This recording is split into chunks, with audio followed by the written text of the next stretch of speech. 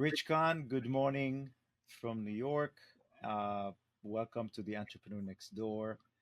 Thank you for doing this. I'm going to ask you because I've got tons of notes and questions for you.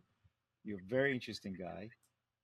So I'm going to ask you, maybe introduce yourself for just about a minute. My name is Richard Kahn. I'm a serial entrepreneur. I think I've built at this point 5 or 6 multi-million dollar web properties over the last 31 years, all bootstrapping. So my expertise is in bootstrapping. Been a developer since age 9. Wrote my first game when I was 9. Got published when I was 12. Just loved programming. And when the internet hit, I know it came out in September 1991. 1993, I got on it and was been hooked ever since. I did stuff on the predecessor to the internet called ARPANET back in the 80s when I was in high school. Um, just love the ability for computers and technology to be able to connect all over the world instantly. Right now, the last probably 20 years of my life has been working on fighting fraud. Perfect. So I'm going to be jumping all over the place because you're interesting guy, and I'm going to try and grab as much as I can during the time we have. Sure. Um, so before we recorded, and as a confession, I came across a connection request you sent me back in 2018, and like an idiot, I missed it. And so here we are 6 years later, I came across it and I said, how did I miss this guy? So I apologize, but I'm glad you said yes anyway. Okay, so the show is called The Entrepreneur Next Door, and I love to interview and tell stories of people who are literally somebody who could be my next door neighbor who's successful, an entrepreneur, has got so much to share. I don't have any celebrities on my podcast. Most of them would say no anyway because I don't have a million followers. I'm getting up to 5,000, which is okay with me. Mm-hmm. Um, and I love all this stuff about you because I looked at your educational background. Dude, you went to a community college, Rockland, New York. So originally you're from New York, where I'm from. You went to community college. Yeah. Uh, no fancy Ivy League, nothing. No fancy MBAs. What golden resumes with academic institutions, and here you are, super successful, which a guy like me is super proud. Interestingly, I'm kind of There's a giving you story. There's a story behind that. yeah, go ahead, and I'll ask you to tell us. I just want to say that it's poetic justice that what you say on LinkedIn is my initial course of study at community was robotics engineering, and after you looked at current salaries, you switched to business management, right? So Yeah. now you can tell your story. I mean, I told you we'll be all over the place. I got a ton of questions, but hey, this is for fun. Go for it. I'm all over the place to begin with, so this is going to be Go ahead. great. Well, initially, I didn't have the SAT scores or the grades, but I did get accepted based on my published works through different magazines to MIT for, at the time, they didn't call it robotics engineering, they called it electromechanical engineering. So, and it's funny, the years I would have gone, which would have been 1990 to 1994, Watson was produced during that time. If you saw the movie 21, where they got the students from MIT to take down Vegas, I guarantee I would have been part of that because I was in all the math and science, which was part of my curriculum. But again, I was 17, 18 years old when I got accepted, but I was living on my own at that time. So I went to the guidance counselor, said, hey, look, I got the acceptance letter from MIT. She's like, oh, that's great. I'm like, well, how do I pay for it? And she's like, oh, just talk to your parents. I'm like, but I live on my own. So what do I do? She's like, you can try to apply for financial. Like, there was just no course, no way for me to afford the whatever it was a year to go to MIT. So I figured, let me start off in Rockland Community College because I can afford that, and then see if I can get 2 years done there, and then bounce up to MIT and hopefully get accepted again to MIT. But I got in there. I was all excited. I was taking a ton of programming courses, and I was actually teaching the teachers how to do the programming courses better than the way they knew it themselves. And I'm like, I don't know if this is going to be the right direction for me because I think they just go way too slow for the course of study. Like, I would learn a language overnight. They're teaching it over a semester. I'm like, it's way too slow for how fast I can absorb this information. But so I started, like I said, all right, this is what I love to do. This is what I want to do. And then I said, but I also want to make good money. So let me take a look. And I found one guy in the robotics field making like 60 grand a year. And I'm like, it's not going to cut it. So I switched to business. After 2 years, realized, and I took a bunch of business courses, and I took courses with people that were actually in business as opposed to just teachers. You know, Yeah. because I wanted to learn from people who have actually done it, as opposed to people who just went to school, learned a subject, and they're just reteaching the subject. Nothing wrong with that, but I really wanted to learn from people who actually in the trenches and who actually did it. So I found a bunch of the courses were people that were in the space for 30, 40 years and then retired, and the wife's kicked them out of the house and you got to do something. You can't stay here home all day long. So they became teachers. I enjoyed those professors better than ones that were just teaching a subject that they learned and then they're teaching again, because they would say, okay, the book says this, but this is only if you remember the movie Back to School with Rodney Dangerfield. Yep. The same thing. It's like I don't want to learn from from somebody who's a professor. I want to learn from somebody who actually went out and did it, and now knows, okay, the book teaches this, but this is reality. And that's really what I was looking for, that kind of experience. And in Rockland Community College, they had a couple of professors like that in a bunch of the business classes, which I totally enjoyed. But after 2 years, I realized, you know what, I'm going to be better off just starting a business and getting into the work world and starting I'm not going to learn what I want to learn in school. What I didn't realize is the connections you make in school are probably equally as important as the education. I didn't realize that at that age. But so I got the 2 years, got out, and started putting business together. So what was it about coding? And this is like very very early on, right? We're talking. I mean, you got into the internet before people knew what the internet is, but you at 9 you were coding. What attracted you to coding? Because it's sort of like a lonely universe, right? It's Yep. you and a keyboard. What was that appealed to you so much? I found it easy and interesting that it's almost like creating art, right? You're building, but it's logical art, because the way I think is all logical, like A plus B equals C, right? Things have to work out logically. And I just totally got, my father used to work for the military, building guidance systems and all kinds of interesting things for the military and for NASA. And you know, on weekends we used to go into the office if he had some things that he had to get finished up, and I would just start messing around with mainframe computers. And I was like 6, 7, 8 years old, just loved it. And in the school that I went to, starting in the fourth grade, they actually brought in computers. They were the Commodore PET computers back then with the built-in green screen and tape drive. Mhm. And they would bring them into the classes. And if you finished your work early, you'd be able to jump on one of these computers. So there was the incentive to finish the classwork fast. So I'd get one of the 4 computers, and I just start messing around, playing with stuff. And when I was 9 years old, I guess that was fourth or fifth grade, I wrote a game on those computers during that extra class time that we had access to. And I just found it interesting, and I can see where the future was heading even at that age, and I wanted to be part of it. Especially because I found something that I was really good at and I excelled at and I just enjoyed doing. And I just didn't stop. I was enthralled with what was going on. I built, in the 80s, the Commodore computer was a very popular computer because it was advanced for its time. And me and a friend of mine set up a bulletin board system, which today is known as a website. The only difference is, in order to connect to a bulletin board system, you had to know the phone number to dial your computer into in order to get access to the resources. But, this was the 80s, and we had what was called ARPANET, which was the predecessor to internet. So what happened was people can actually send email, and I was just like, I was hooked on this. You can actually type an email address, and the email addresses were really long because it had to actually give you different addresses to go to. And I could email somebody in California, and the way it would work is somebody would log into my system, or I would log into the system, type out the email, put the right email address, and hit send. And what would happen is at like 3 a.m, when nobody was logging onto our computer, onto our website or bulletin board system at the time, our system would dial into an ARPANET server, upload all the outgoing mail, download all the incoming email. And what happened, because remember, long distance charges were back then. You'd pay for long distance connections.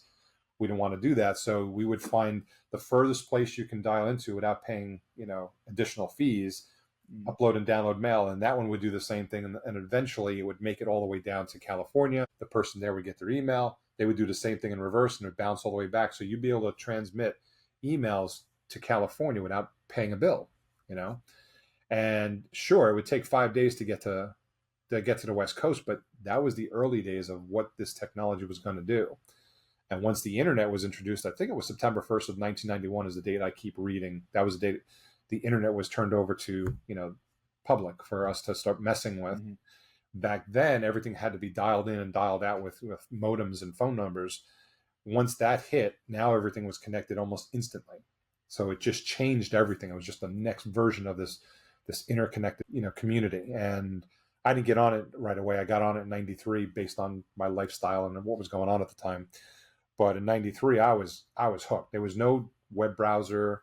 It was all command line. You had to be real geeky, I guess, to be able to communicate and navigate around this new medium. And we just had a lot of fun. So what I started doing was my first business then was I wrote a newsletter. And I'm not a writer. Everybody that knows me, I suck at writing. I can't spell. I'm just like the worst type of writer. But I was reading and consuming so much information on what the internet was doing. I felt like I can write a newsletter on this, and I was just sharing this information just for fun. And I was trolling like AOL news groups back in the day, telling people I'm writing up, have a newsletter on what's going on with the internet. It's a weekly publication. If you're interested, just give me your email address. In like 6 months, I had like 20,000 people subscribe to this newsletter. And somebody turned around and said, "Hey, can I advertise in your newsletter?" And that was the first business. That was just fun.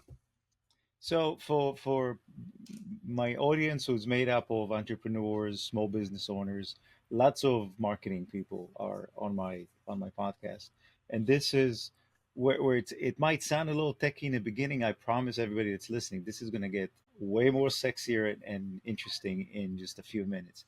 You're like a poster child for what we say small business, and I'm a business coach for the past 12 years and scripted my career, especially in small business. We have kind of like similar life perspectives, like what you just said about you lived alone and you got accepted to MIT. I came here as a new immigrant. I had enough money for first year tuition, but then I had to work full time during my undergrad studies. And I was a psychology major, wanted to keep going, wasn't going to do a PhD, but then I was accepted to probably one of the best schools in the country for international business called Thunderbird School of Business in Arizona. But that was a 2-year program and you could not work. And I said, how am I going to support myself? I just go to school. So, like you, I did a quick left turn into marketing and got my MBA in Pace University in New York City, but worked full time to this whole thing. But I worked for IBM in graduate school, and I knew I was never going to work for a big company as a career. I'm just not scripted for it. I'm too straightforward and open, and I don't like games. So I went to the small family universe because I felt, and like what you told me, like one of my friends worked for IBM, and I said, Mandy, you've been there for 10 years. How much do you make? And he said, $50,000. And he was a brilliant Caltech PhD guy. And I said, I can't wait this long. I mean, I got a kid. I'm 29. I'm not climbing some ladder to one day get a corner office and make 50,000 or whatever. Um, so my universe is in small business, particularly family-owned businesses, and it's an incredibly challenging, interesting dynamic. You're the poster child of what we would call a family business, right? Your partner is your wife, and I wrote a list of everybody that works. Your brother-in-law works for you. Your mother-in-law used to work for you. You're a brave man, by the way. You fired 2 of your kids. It doesn't get more family small business than what you're doing. And I want to talk about Beth, your wife, and that dynamics later. But let's go back to what you do. Uh, from everything I've learned about you, and I tend to spend a lot of time studying, you've never worked for anyone else your entire career, right? You started your thing, No, I not did. officially, not officially, maybe. I Yeah, don't know. no, I did. I did very, very beginning, like when you're first learning, because you got to pay the bills, right? Yeah, yeah. I got married when we were 21, had our first child at 22. By 28, I had 4 kids, you know. So it was, when you're trying to figure out your way in the world and start businesses like, especially bootstrapping where you don't have some big pile of cash that you can pay yourself a salary from as you're trying to build stuff out.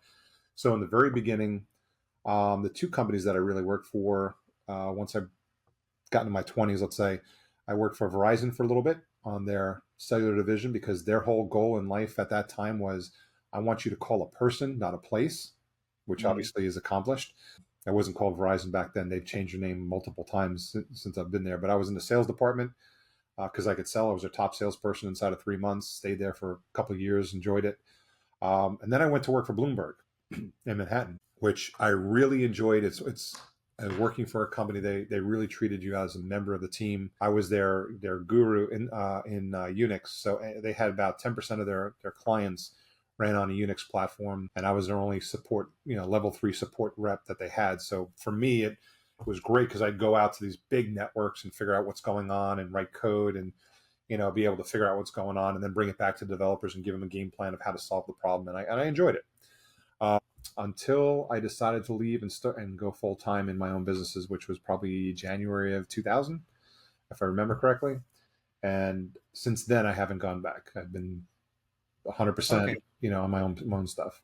So especially with Bloomberg, you had an opportunity to really see a guy who runs a company with the type of culture, because I know a little bit about him, but the type of culture that allows people to develop personally and professionally and feel appreciated, right? Because that's really the key to success, at least from my 40 years experience in business, is the owners that instill that type of a work environment don't have to worry about anybody coming to work and wanting to work. People just do this because they feel ownership in their business. Even they might be sitting in the cubicle, it doesn't matter.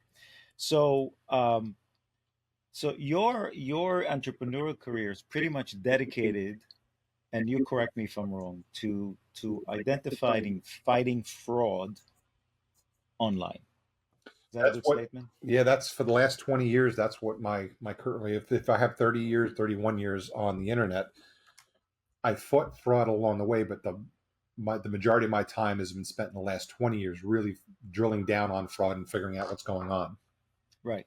So this is from, I think, your numbers. The online marketplace, in terms of transactional dollars, is about $500 billion annually, of which about 100 billion can be identified as fraudulent transactions behavior, right? That was So 2022's numbers. The 2023 numbers are a little bit higher. $600 billion as an industry, and now we're predicting about 125 billion lost to fraud. yeah, so 20% of what's out there is fraud. Can you define, because this is you're the expert. Can you define, and again, we're talking about online world, we're not talking about other stuff. Can you define fraud in your world? Yeah, Like explain it to us to an 8-year-old kind yeah. of stuff. So fraud, in my opinion, and we focus on identifying if the visitor that's interacting with your website is real or fake. And when we talk about fake, we call it fraud. It's an interaction that was produced by a bot, by malware, or human fraud farms. So it's the basis of what it is. So in other words, let's say you go to, I'm not going to pick a company's name, but you go online and you spend, $1 million a month in digital marketing, and you're losing $200,000 a month to fraud. The goal is to identify which $200,000 that is, identify where it's coming from, and reduce or eliminate all of that so that your budget can all go to real people and real people convert. So the whole goal is to reduce that and move that budget over to real people so your performance improves without spending more money. And most companies, once we're able to accomplish that for them, which happens in the first couple months, depending on how where they're buying their traffic, will tell you that we transform their business because 20% of a marketing budget, if you can take, if that 20% is non-productive and you can remove most, if not all of that to productive, that's a Mm. huge boost in the campaign performance that any media buyer or any marketing head of marketing is going to want to see. It makes a huge difference in their bottom line.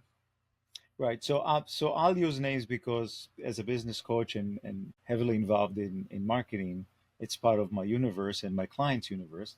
So to people that, again, I want my audience to understand what we're talking about. So let's say I'll use a simple example. I'm a home improvement company. Mm-hmm. We do roofing, siding, windows, whatever. Mm-hmm. And then we go out and we buy from Google. We basically spend money on Google ads, Mm-hmm. right? So that's the sponsored ad that you see Sure. on our web searches. And then people that do an active search on Google see our ad and they click on our ad. And every time they click, it's a cha-ching thing on our account because Google will charge us for every click. We deliver the traffic to you. Here's the person that found you interesting or a good match for what they're looking for the search intent. They clicked. The click could be anything from $1 to, in very competitive industries, could be 25, 50, or even more dollars for each click, right? Mhm. Um, what you're talking about is identifying, is the person clicking on the ad, is this a real person interested, or is this a bot, which is an automated artificial intelligence things that crawl the internet, right? On Correct. purpose. So for a small business owner who's make their living on mostly referrals, but then they spend a good chunk of money on Google ads, Bing ads, Yahoo ads, whoever it is, they buy traffic, search traffic. Um, it's expensive. Yeah. It's expensive. One, because they get charged. Two, like the home improvement guy, he gets a lead and then he's going to start chasing that lead, whether it's an email, whether it's a phone call, and having resources try to follow up on that lead, and doesn't go anywhere because it's not real, right? So It gets actually worse go ahead. because right now, let's say you're this home improvement person, you drive a click from Google over to your site and they fill out the form. But Hmm. what's happening is these fraudsters, they know that they got to fill out that form so it looks like it's performing so that you keep Right. paying for it, right? So now here's what happens. Let's say you use your information. So they put Zev's information in the system. They put your phone number, your email address, and it all matches. And then you start calling and they start reaching out to you. First off, you're not expecting their call, right? So it's going to take a lot longer to try to get you on the phone. So they're going to spend more money on call center resources or their own Hmm. personal time, depending on the business. But now, let's say they do get you on the phone.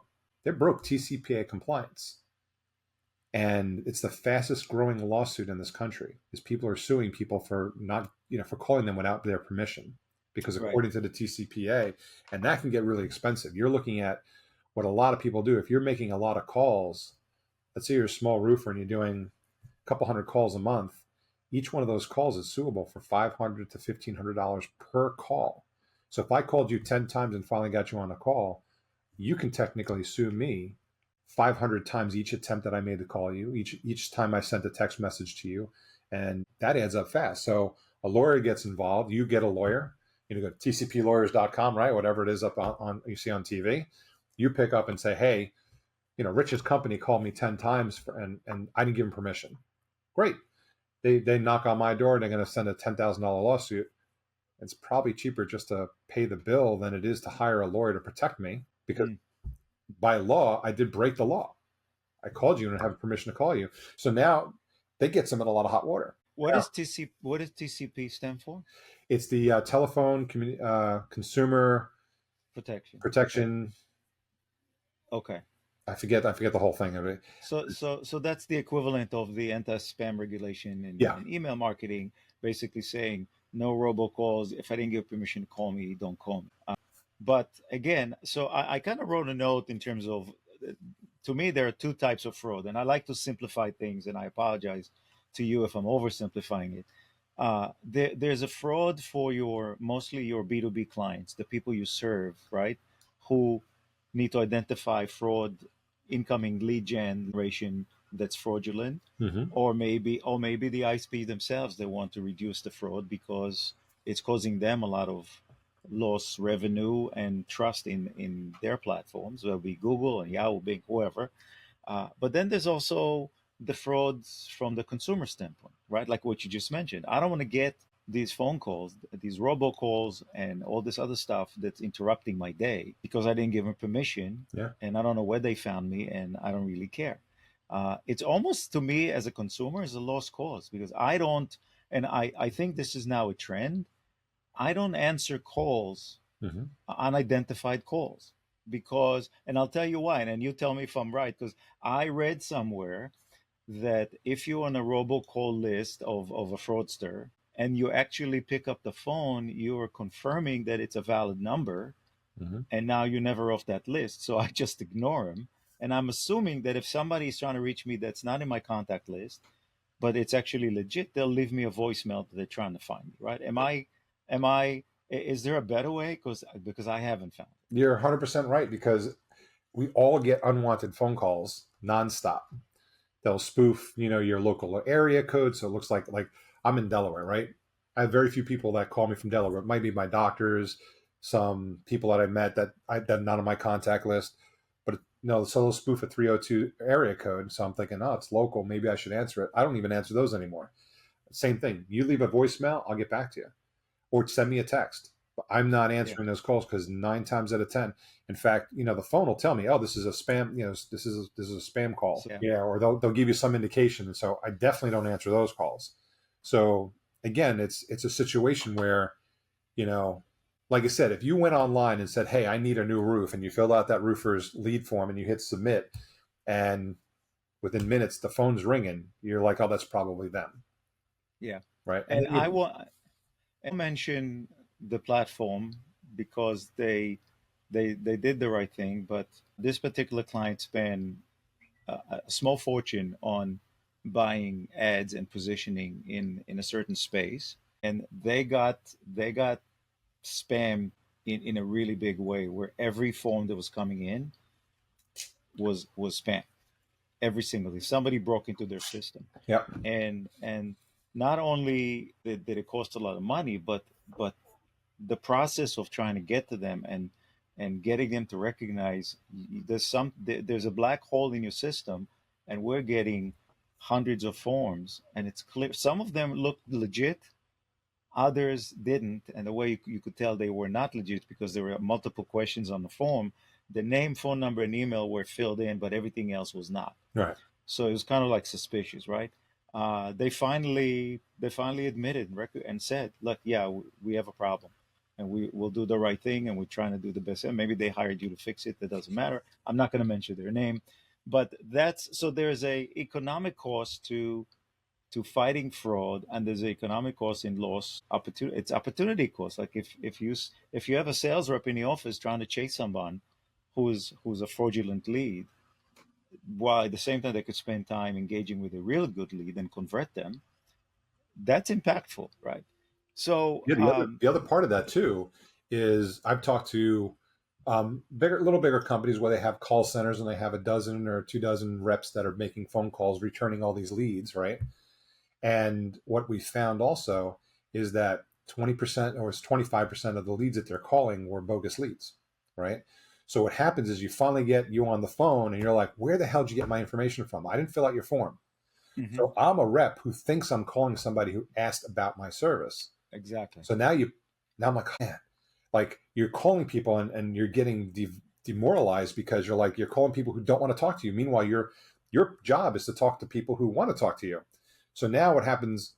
Your morale drops, and then you get somebody on the phone who actually did fill out the form, and because your morale has been dropped from all these other calls, your yeah, sales ability is not as good as it was because you're a little bit down in the dumps. yeah, So and you're absolutely right, because in again I'll stay with the home improvement company because they were great and very very challenging business. All the competitors advertise on the same platform, and so when you call someone in Queens who were interested in a roof, they would literally scream at you on the phone. You say, damn it, this is the 10th phone calls I'm getting. I didn't ask. I don't need a roof. I don't want a roof. Don't ever call me again.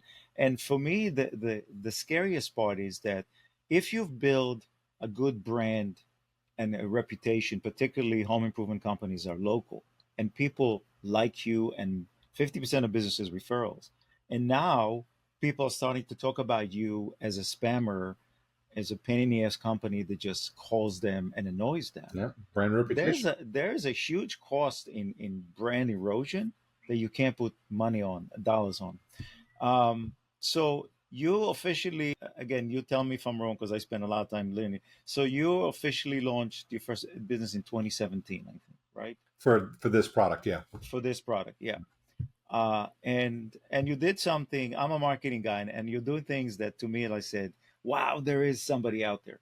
You did something courageous from my perspective, and if you look on your website, you said we promise you clean traffic, right? Hmm. You got on a ledge and you said, look, you're going to get clean traffic. It's almost like companies that offer money back guarantee, where if you truly have a great product and you stand behind it, Yes, you're not going to satisfy every single person. If somebody's not happy, there's your money, not a problem, right? Mm-hmm. When you in the tech world, when you come out and say, I'm going to guarantee you're going to get clean traffic, so I'm going to catch and eliminate the fraudsters, that's pretty bold statement, right? And the other thing I liked about your story was that when you and your wife Beth decided to go out, you said, okay, before we release this product, we need to convince ourselves that we have something that nobody else has, right? It's like the differentiate or die, which is the key to marketing that most people don't do the hard work and they just jump out and here I am, right?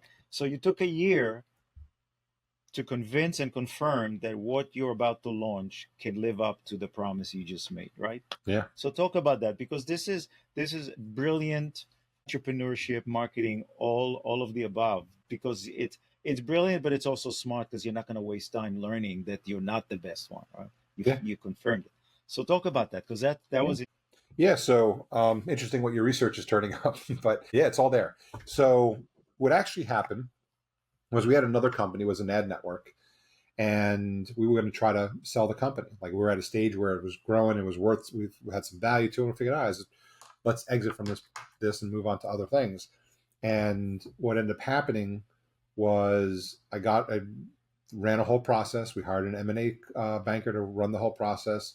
Spoke to Google, Yahoo, Bing, and about a half a dozen other big companies, and they all said the same thing: we don't care about your ad network. It's been done. Nobody cares. And they said, but the fraud detection component of what you built is really interesting. Do you have clients behind it, and is it a standalone product? And we had to say no, and they all said the same thing. Once you do, call us back. So it got us to thinking, maybe it's at a time where we should, spin this off into its own company. But before we went ahead and built another platform, I said we need to figure out if we're bringing something new to the market. Like, are we just another vendor doing something different, or do we actually have a better product? So we spent six figures of our money in 2015 and tested up. We had access to 4 or 5 of the top companies at that time that were doing fraud detection, and we had access to them. So what we did was we bought traffic on Google and Yahoo, drove traffic to the same landing page, had them fill out a form for whatever, and I can't remember the campaign that we ran, but we had them fill out a form was the ultimate goal, because we can human verify that, yes, I called up Zev and he did fill out this form. He did want more information on whatever we were offering. So I knew it was a legitimate lead, or I knew it was a bogus lead. So we had a way to human verify that the results were right. And then I had all 4 scoring systems, including our own, scan that traffic and score it however they wanted to score it.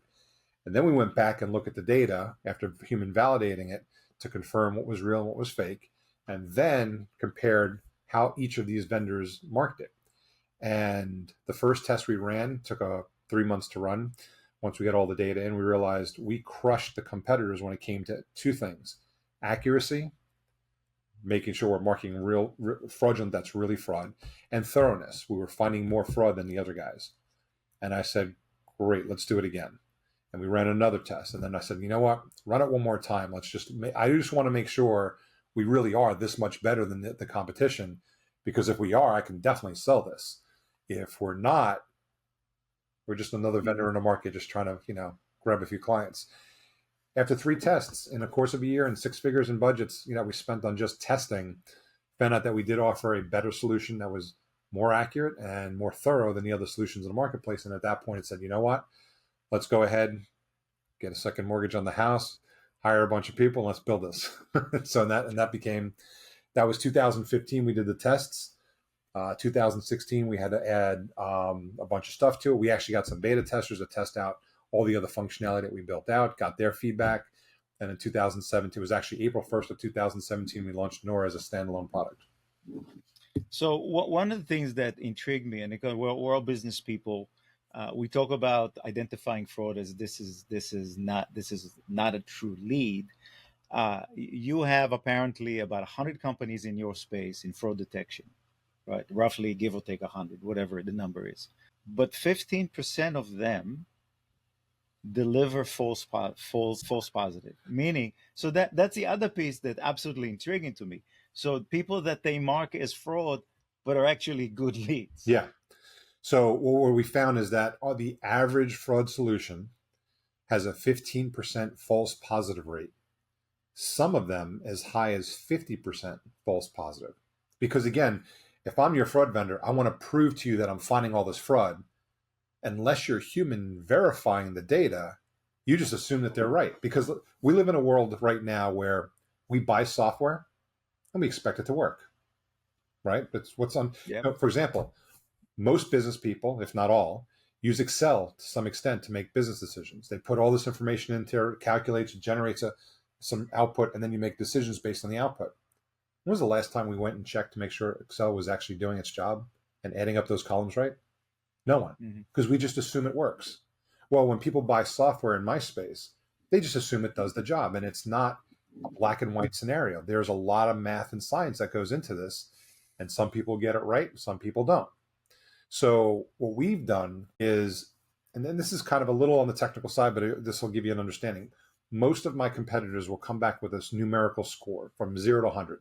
And the ones that the instructions that I've read on many of them say that this is a confidence level score or a probability score to be fraud. Right.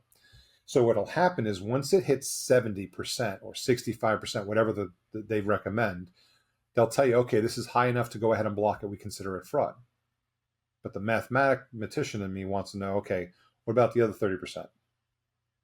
Isn't that likely to be real? And that's where false positives come from. So if you were to do that, we don't give a numerical score. We give a good or bad response. If we say it's bad, we are 100% confident it's not real. And based on client feedback, we're the only company with a 99.999% accuracy rating when identifying fraud. So that basically means that 1 in 100,000 scans, we could potentially be wrong. And it's not even that. It's not even there. It's greater than that. So the accuracy level is higher than that. And it's important because our clients want to know, should I charge this credit card? Should I let this person fill out a form?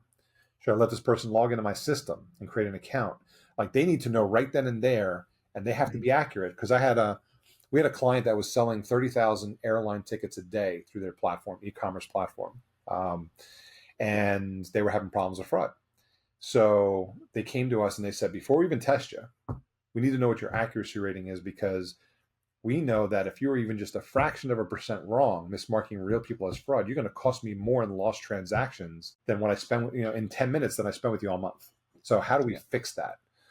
And we were able to prove that, they were able to count on our accuracy, which they can't do with most of the other solutions. So when we talk to a client, we're trying to sell them on, you need to really do your due diligence. You really need to look at the data. We're asking, if not begging them, to look at the behind the scenes data when they're judging us versus somebody else, so they can understand where the difference is, because we're not all the same. So Seth Godin, who's been my mentor for the past 30 plus years, wrote a book a long time ago. I think the original title was All Marketers Are Liars, and then he kind of changed it and says All Marketers Tell Stories. But I want to stick to the lying part.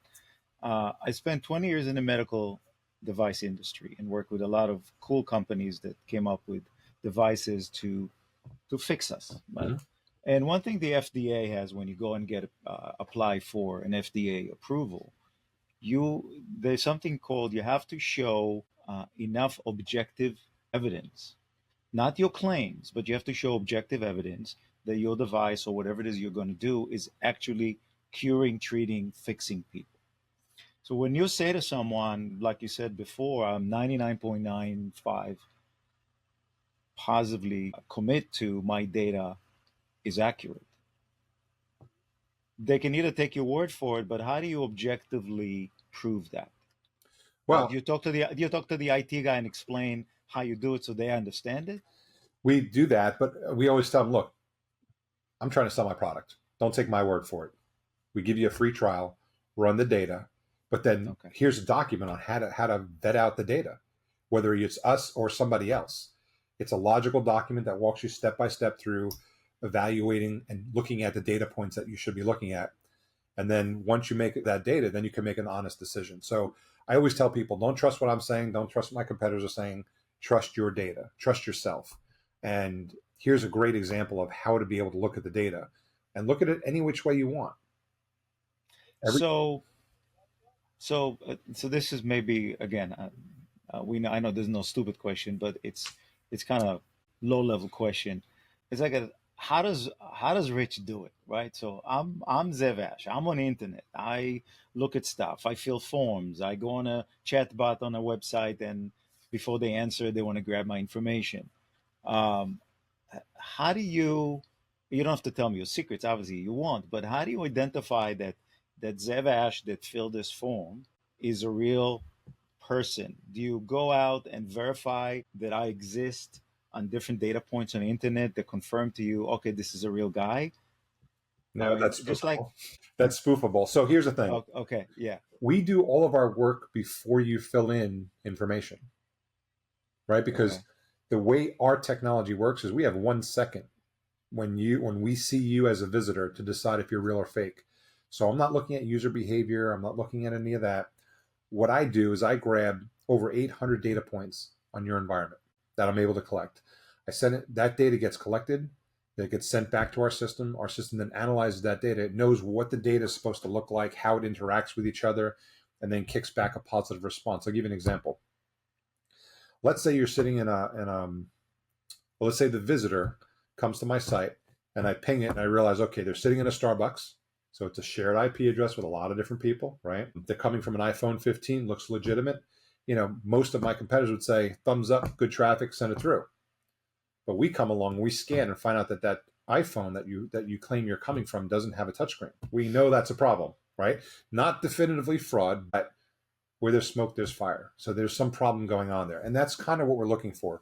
We're looking at your environment and decide, and we have rules that we've been building for the last 20 years on how to determine that data. And of course, every time a new browser comes out, a new version comes out, there's different things the different data points we can collect. We just keep adding to it and retesting and making sure that we're getting data. But that's pretty much the long and short of how we do what we do. And most of my competitors do things very differently. They're looking at, oh, wow, how many times did this IP address click on this link? And oh my God, what was the time it took from them to get to the landing page to click on a link? And what link did, like, they're using all this user behavior, which has some validity to it, but generates a lot of false positives. so here's another stupid question from a consumer standpoint. A lot of us believe that if we use sites like DuckDuckGo, or even if at a bare minimum you go into the privacy setting of Chrome or anybody else, that your identity is protected. And I'm guessing that's a myth, right? Well, yeah, I mean, let's face it, you're going into using Chrome, right? So now Google sees everything you do. Mm-hmm. You don't think they give out software for free, do you? Hell look no. at Yeah. look at Microsoft Clarity Insights. If you guys are familiar with that, this is free software you can get from Microsoft. Install on your website. It tracks, it records video, like sessions of what people are looking at, heat maps, so you can see where they're Yeah. clicking on, so you can build a better user experience. You think they do that for free? No, they're collecting your data.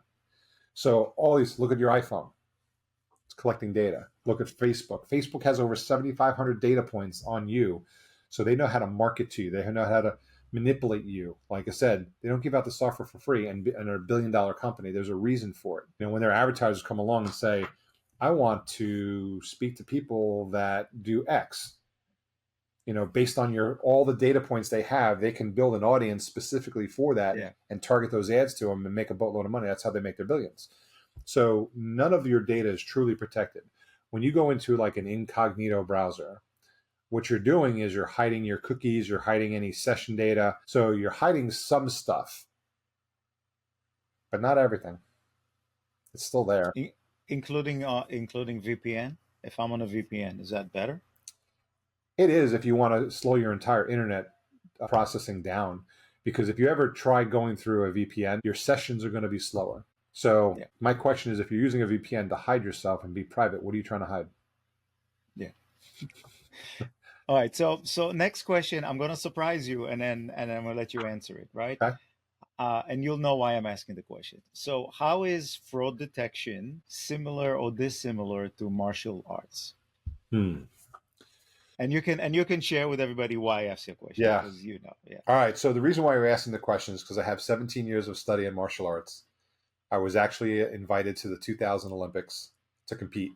Couldn't because we just had our second child, just bought a house, just got my first, big boy job at the time, and things were just. I mean, it's one of my regrets. What if it would have been a fun experience? But Always loved martial arts. I actually stopped going because I had some surgery back in 2009 and just never got back into it. Something that I plan on getting back into. But anyway, how are they similar or dissimilar? You know, when you're doing fraud detection, when you're doing martial arts, people give you tools, right, and technique on what to do and how to do it. But the art between both is how you take advantage of those tools to accomplish the goal. What makes a good martial artist versus a great martial artist is not what they studied; it's how they take it, how they use the stuff that they learned. Just like anybody else, like you go to school, you go into school, they teach you all the basics, but it's how you yourself, how your Mhm. brain takes that and is utilizing that information to accomplish something that nobody else accomplished before. And that's kind of the same with fraud detection. We've come up with a different way of looking at data. And of course, you know, if you're really technical, you can see what kind of data we're collecting. There's no secret because it's a piece of JavaScript code sits on your page. You can run a little sniffer, look at all the data being collected, and see it. The secret sauce isn't there. The secret sauce is how we use that data once we get it and how we analyze that data. And that's really where our secret sauce lies. And same thing with martial arts. You know, you've given all the basic kicks, punches, blocks, but how you put them together makes the difference between an okay martial artist and a superior athlete. How Yeah, fast you implement them. it's sort of like the work smart, not hard, right? Yeah. You have the tools, but you have to identify where's the opening. Yeah. All right, so another fun question. I'm gonna go on a limb, and I'm probably gonna be wrong. Did you meet your wife, in high school, and you got married at 21, or was that somewhere else? That's good. We met in high school. We were 15 when we met, started dating, never stopped. You're the second. I mean, I met somebody the other day. They said I'm a certified pickleball trainer. I don't know if pickleball made it to Delaware, but here it's on fire. And I started teaching my husband and wife, and I said, "Where'd you guys meet?" So we're high school sweethearts. We went to the same college. We studied the same major. Interesting. So, eh, look, it's if you went to someone, a marriage counselor, and you said, I'm thinking of starting a business, and I think I want my wife to be my partner. I'm guessing the marriage counselor probably tell you don't do it. I almost guarantee they would say don't do it. Uh, But yet, yeah, 20 years later, go ahead. we did it.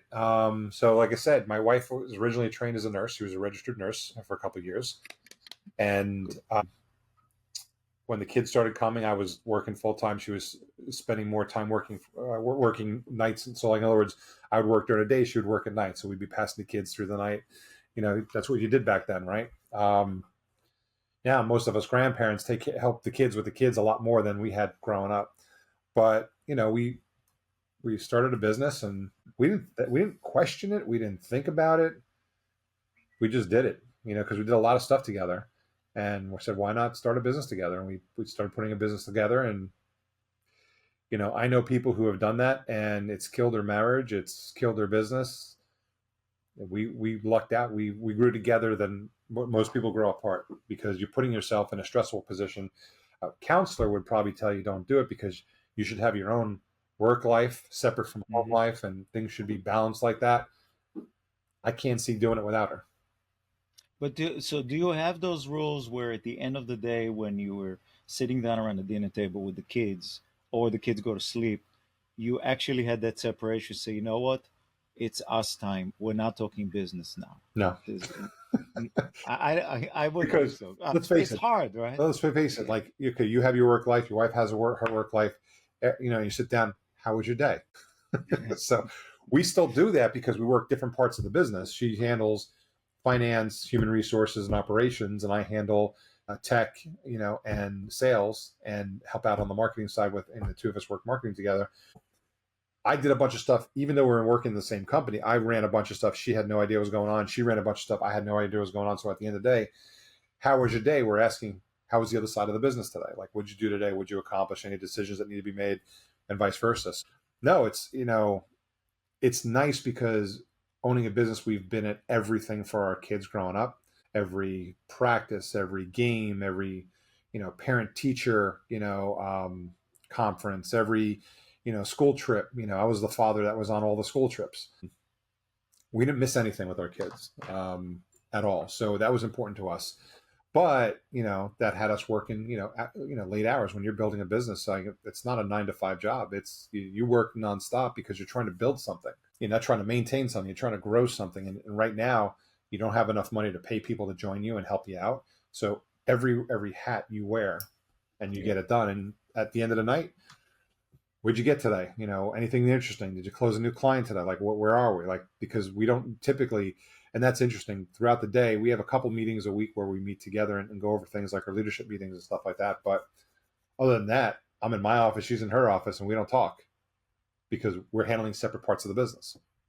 Yeah. So what I've seen in 12 years of coaching and 30 in the corporate world is that the family businesses that work really well are the ones where the family members complement each other, Yeah. right? Because the egos are always pretty high when you're a business owner, but when the partners with a husband, wife, or son-in-law, son, etc., when they complement and support each other, it works. When they start to overlap and butt heads, that's where everything flares up. They still stay in business, but it's not fun. Yeah, like for you guys, if it wasn't fun to be in business, it would affect your marriage, and then you would probably have to do something about it. But it sounds like it's fun, it's complementary, it allows you a quality of life that you can raise your kids and do a lot of fun stuff with them, Yeah. and so you can't beat that. So I can't finish a podcast without bringing up AI, especially in the fraud universe, Mhm. because it's pretty scary. Like from stuff we hear about, like mimicking voice output that sounds like you, to everything else. How is AI going to disrupt frauds in a way, or are you prepared for it, We're or you prepared don't know for it. what, or you don't know what's coming? No, we're prepared for it because AI hasn't been around for a year or so. It's been around for decades, right? And it's been getting smarter and smarter. And then, of course, with ChatGPT in 2022, that's when it kind of really hit like I was like, oh my God, look what it can do. It was an example that anybody can log on and say, write me a 20-page article on this. Boom, Yeah. there it is. It pulls information from all over the place, puts it together, and in 2 minutes you've got a freshly built article that, oh my God, this is a really good article I can post. It's changed the world a lot. And especially, here's a picture, here's my headshot, put me in a professional atmosphere so I can have some professional photos for different things, and it does it for you, right? But you've got, Chat GBT, and you also now have Fraud GPT. So there's a technology that you can use to say, write me a bot that does this. And it will physically write the coding. And all you have to do is be technical enough to take that coding and launch it, execute it, which doesn't take a lot of skill. Anybody can be taught how to do that. So what it's going to do for the average digital marketer is make your job a lot harder because fraud's going to perpetrate and get even bigger. And if you're not using a company like us to protect yourself, meanwhile everybody else is, you're going to be the one getting hit with the midline share of the fraud. It's going to end up being, so instead of 20% or 25% of your traffic being fraudulent, you'll get 50, 60, 70, 80% because everybody else is doing something about it. So yeah, it's going to definitely change you. I mean, it's great for companies like us because we're going to be here to help people if we're doing it, if we're protecting them against that kind of attack. But if they're trying to do it themselves, it's tough because they're only looking at their small data set and what they're doing. And then they have to have the technical skill of looking at data and trying to understand if it's real or fake. Meanwhile, companies like us have access to hundreds of clients' data. So you get to see a lot more data, billions of visitors a day. And we're able to track all that and see market trends across different accounts. And it gets to a point where it's actually cheaper to hire a company like us than it is to try to go about yourself. Yeah, because the opportunity cost, the downside to missing 15% of false positive, which could be, depending on your business, could be decent revenue. Yeah. You just gave up, right? Yeah. It's a no-brainer, and for many of us, again, from a consumer standpoint, so I have malware detection running, and I have antivirus, and I have all that other stuff, and maybe it'll protect you up to a certain point, but when you go into a certain website and you get more exposed, and this stuff's not gonna, it's more incoming than what you actually do with your behavior. For my audience of a lot of them are SaaS founders, by the way. They're all online people and marketers whose job is performance marketing, right? Generate leads, good quality leads, grow the company. Um, yeah, there's like I think a false impression if you install stuff on your servers that you're protected, but you're not. Yeah. Or the data that comes from the big guys has been filtered. Not necessarily, right? It's almost like it's a moving target, isn't it, Rich? It always is. It's We're making keep it with what you do, right? it's once or twice a week easily, Yeah. just to keep up with the new fraud trends. All right. So quick rapid fire questions for you. This is just one or two word answers. Um, if I gave you a billboard in Times Square and you get to put anything you want on it, what would you put on there? Beware of fraud. All right. Who is the person that most influenced you in your personal life? If I talk about somebody else, like if I'm looking at I'm just looking at the person from a business aspect that probably influenced me most growing up is a guy named Nolan Bushnell. Most people don't know who he is, but he was the first employer of Steve Jobs. He was the founder of Atari. He created Chuck E. Cheese. He created the first video display chip, which made gaming possible. Still building technologies. He was doing so much that in 1980s, 7 companies got together, each put up $1 million for have him stop producing stuff for 7 years. This was a Time magazine article, I think, in 1984. And when he came out of that 7 year of a hiatus, he introduced a family of robots. Again, going back to robotics, which got me into it. I think I was 12 years old when I read that article in Time, and he was he was always ahead of the curve. Like he built a family of robots with the then technology, which really wasn't much, but it spewed a lot of different like robotics movies coming out in the movie theaters from that. But he was just an amazing entrepreneur, done tons of stuff, but most people don't know him. But what was it about him that resonates with you so much? His actual ability to create stuff, or was it He's something just the stuff he was thinking so far ahead of like he was ahead of his time, and all the technologies that he built were always like ahead of his time, like building stuff and transforming um society. Like where would we be back then without the video display chip? We wouldn't have had all those arcades growing up as kids, right? It needed that video display chip in order to produce a game. That changed a whole generation. I mean, a bunch of us grew up going to the arcade on the weekends. I did. Now, of course, the game consoles are at home, so they don't have to go to the arcade for that. But just being able to think ahead and do things just because they were cool, not because it made money. And obviously some things he did make money, like Atari was a huge successful company. Chuck E. Cheese is still a big chain out there for all the kids. But some of the things like the family of robots that he produced, he didn't make any money on that. He lost money on that, but it was just something that was so cool, something so different, something so ahead of its time. And I kind of appreciated that. So, all right, last question, because I didn't think about asking you that, but this came to my mind. If you can, one piece of tidbit info on fraud that people are not aware of that if you shared would actually shock them. I don't know if I have a good one to talk about it, but one of the statements I started making recently is, it's no longer a question of if you have fraud. About when? It's a question of how much you have. Yeah, interesting. My next door, my neighbor a couple doors down, elderly woman. Last weekend, there were cop cars all over her place, and said, "I hope she's okay." Well, she got a phone call that her daughter was driving drunk and she hit a kid and killed him, and she doesn't have the money to get bailed, so it's $35,000, and she'll send somebody to the house to pick it up. And you would think that in 2024, and this woman is actually very, very smart. And it doesn't matter if you're smart or not. When I walked over and I said, "Annette, really?" And she said, "I know, I know, I know." She ran to the bank. She took the money out. Uh, they sent the car to pick up the money, and I guess she gave them only half the money, and then left. And then there were cameras that captured the car, but they actually hired an Uber driver, so they don't do it themselves, right? It's almost like a bot, right? They send an Uber driver to pick up the money. Yeah. And so with AI, it could have been her daughter's voice saying, "Mom, I'm in jail. I killed it. My friend such is coming to get the stuff." So it's a pretty scary world. You're doing great work that I think, for the most part, is probably behind the scenes and doing a lot of good for particularly businesses and us who want to protect our identity. So uh, I'm going to say something you probably never hear before, but thank you for your service, Rich.